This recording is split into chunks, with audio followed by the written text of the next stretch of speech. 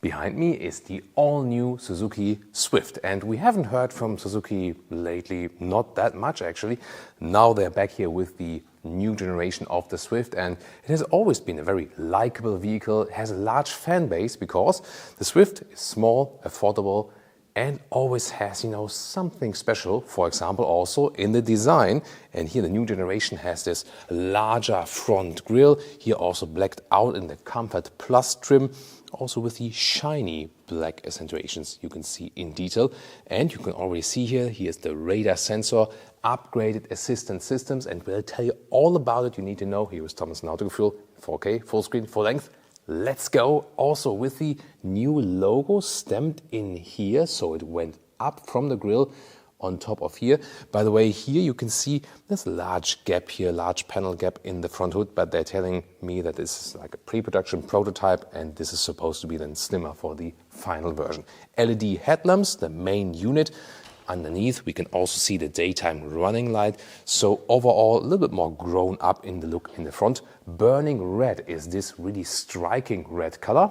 Yeah, pretty much like it because I like vehicles that really tell, hey, I'm a true color and not some, where it's like, is it black or is it green or is it blue? This is a true red color, definitely. Wheels would start 15-inch steel, but these here are the 16-inch aluminum, so it's also then the upgraded one.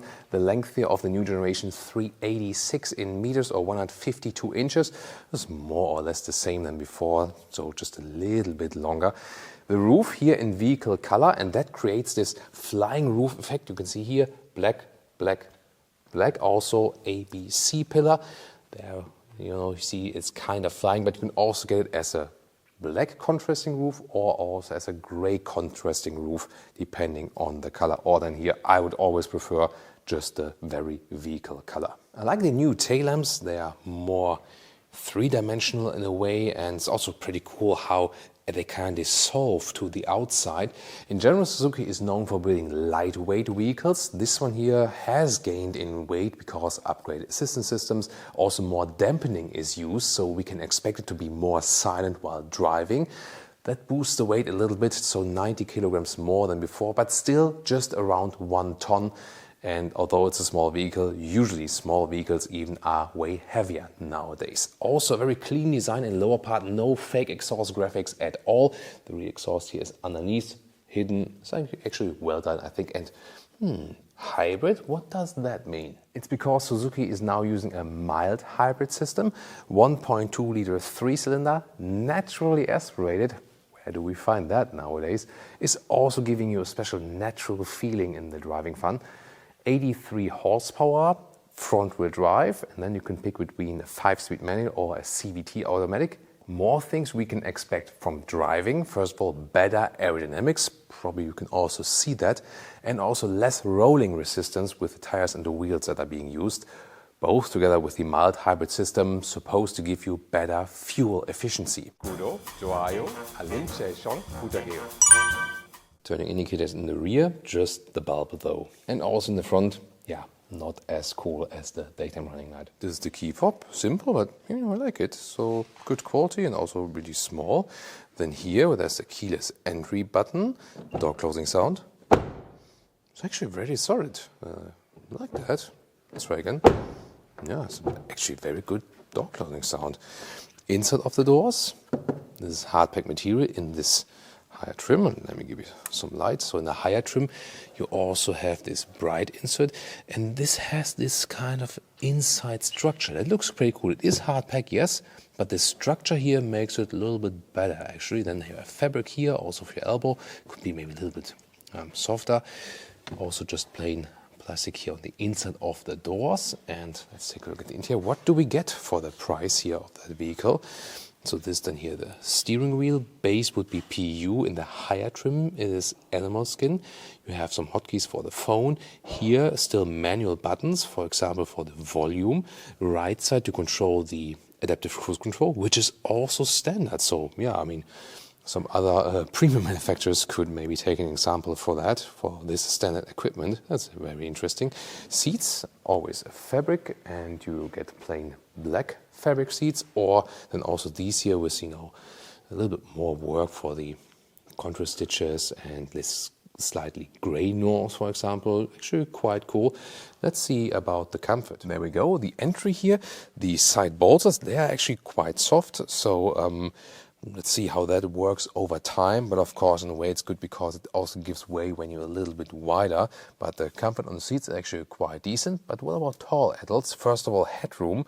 Then with 189, 6'2", I still have a lot of headroom left actually, so astonishing. And the only thing is that you can see here how my knees are being bent. So this is not the most ideal position probably for tall drivers. However, you can also work a little bit with pumping the seat up. Then it also goes a little bit forward like this, so you can find your ideal position and have space above my head, as I said. The steering wheel also, let's see a standard up and down and in and out, both possible.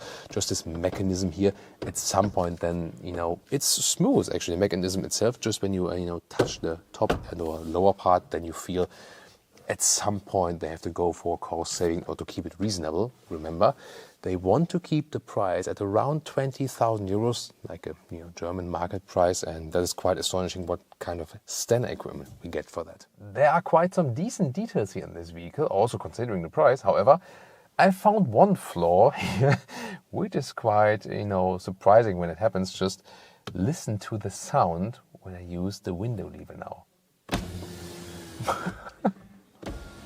Like, bang. Like you almost feel that the whole car is falling apart by that. Yeah, but there are still some cool features here. For example, that we have this structured element also once again here in the dash. And this is the cockpit overview for you. This bezel here is actually quite large. I think that could have been integrated in a smaller way. 9-inch screen, however, standard. That's cool. You still have this control here on the screen. Yeah, and also with the beeping sound. However, we can also try to find a way to deactivate it actually here. Display settings maybe. Not really. You can have the day and night control. We'll leave it on day. Maybe the volume settings. Then you can also see ringtone volume, voice recognition volume. Beep. And the beep is gone. That's better, right? Yeah, zoom on to the infotainment system. Here the steering wheel overview, once again, good, reachable, all the different knobs. Also here, for example, for the lane keeping assist in the lower part, zoom on to the instruments, air vents right here, and there's still a manual climate unit, warmer, activated, warmer and colder on the right side. Here the fan speed. You do have a car internal GPS. It is not the most responsive one though, as you might see. So most of the time you will use Apple CarPlay, Android Auto, standard, wired or wireless. Here in this case you can see the wireless integration.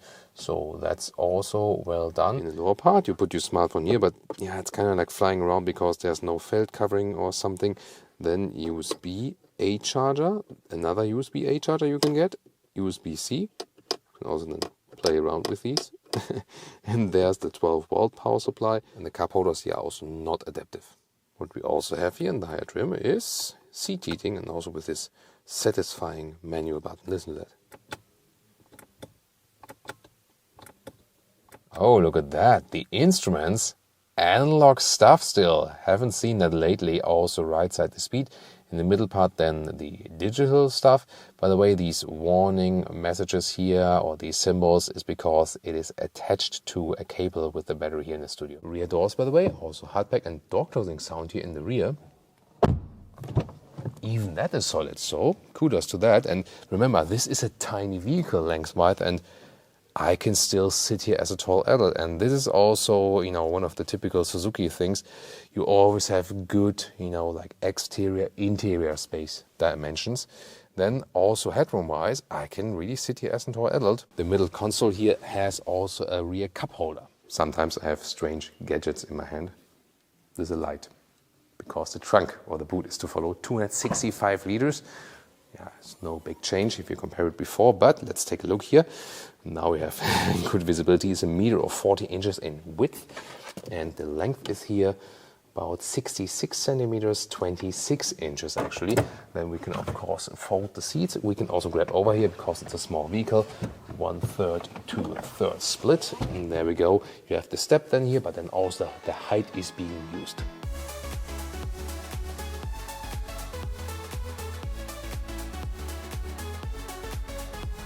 now tune in to more of our reviews of affordable cars.